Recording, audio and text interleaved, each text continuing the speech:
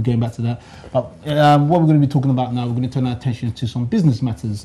As you well know, we always have Mo in our studio every week, and she brings us up to date on what's been happening in the business community. So those of us who are planning on setting up businesses, or those of us who are already in businesses, and would like to now review the things which we did in 2014, this is the moment. So good morning, Mo. And welcome to the show. Happy New Year. Same to you. Good morning. Yeah, good morning, Mo. I saw your tweets on Twitter. Really? Yeah, but you haven't followed me back. Why? Oh. Apologies. I'll rectify that. That was an oversight. He wants you to follow him on Twitter. People are desperate for followers. Yeah. So I thought I put that live on TV. So. So you're trying to put her on the spot to force her into following. That's so funny. That's right. So Mo, how have you been? I've been great. Excellent. It was a nice breakaway.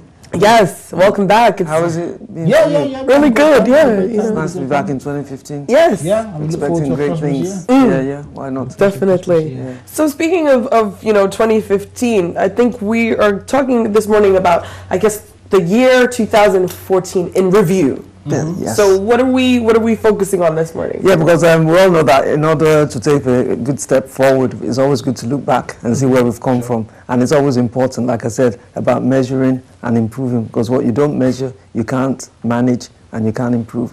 And so it's about looking back at the goals you set for yourself, if you did in 2014. And even if you didn't set any goals, it's looking at the achievements you did have last year.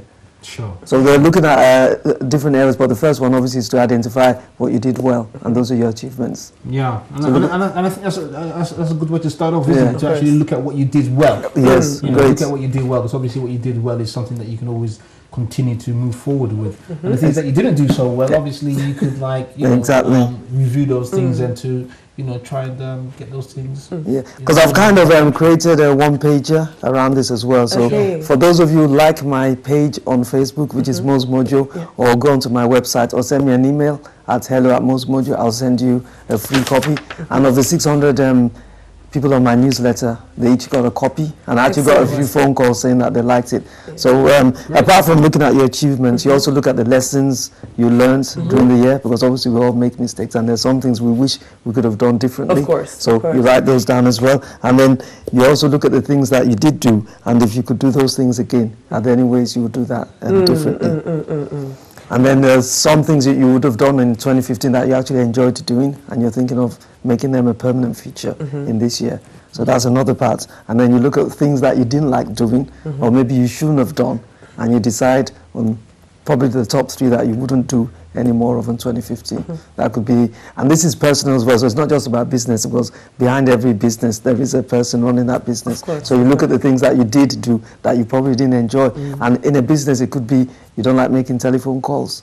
You get somebody else to do it. It could be something like maybe you don't like somebody who's smoking. You want to give that up. So it's looking at it's not just looking at the business, it's looking at yourself as well, and the things you probably want to do less of. And then you look at the best decisions you made in the last year as well. So we all make decisions, some are good, some are bad. So you look at the best ones. So this is like looking back and trying to look at the positive things as well as the negative things, so you can move forward. It's easier if people actually email me or get in touch, so they can take this page and fill it. I've done mine. Yeah. And I think it's excellent. Continue, Okay, sorry, and we also look at the biggest risks we took. So some of us take big risks, they turn out fine. Some don't turn out so well. I took one big risk which cost me quite a lot of money. Obviously, I learned from it. But it happens, that's life. You have to take risks. You never know which would turn out right or which wouldn't. But you have to be willing to take the risk. But you know what? I think with what you've just said, with the year in review that you're doing, I think it's important. I mean, we're 8 days in. 8 days into the new year already. Today's Thursday the 8th, in case you're just joining us. And we're already only 8 days in. It's not too late to review what you've done in 2014 and then, move on from that into making a conscious effort to rectify things that you may have made mistakes of in 2014 and, bring them into the new year. Like, come up with a new game plan. It's not too late, definitely. Definitely not too late. Yeah, absolutely. And as you continuing in the the steps in order for us to review what we've done in 2014. You were saying that okay, and then obviously the next one is to move on to, once you've done all that, so you look at the risks you took, the achievements you had, things you didn't like doing, things you did enjoy doing, and then you now look at 2015 and imagine what you would like it to look like at the end of the year. So you work backwards, and it's always good to see the end in sight. So look at all the things you would like to achieve at the end of 2015, write about that, and then set goals around that. Sure. And I mean, it's like you're saying, you know, and you've always said this right from the beginning, it's important to write things down. It's important to write down your plans, write down your ideas, because once you have it written down, then you know it's a physical thing. It's something tangible that, okay, not necessarily that you can touch, but you know, you can learn from it. Exactly. So, you know, thank you so much for that review, those tips to review. Yes. And if our viewers want any information, they can go to www.mojo.com.